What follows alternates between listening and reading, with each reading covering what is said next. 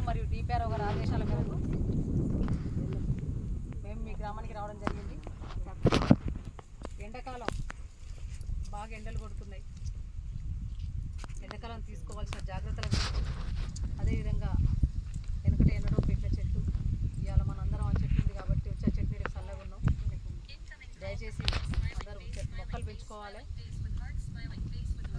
అనే అంశంపై ఇప్పుడు ఒక పాట. మానవుని మనుగడకు ఆధారం చెట్టు.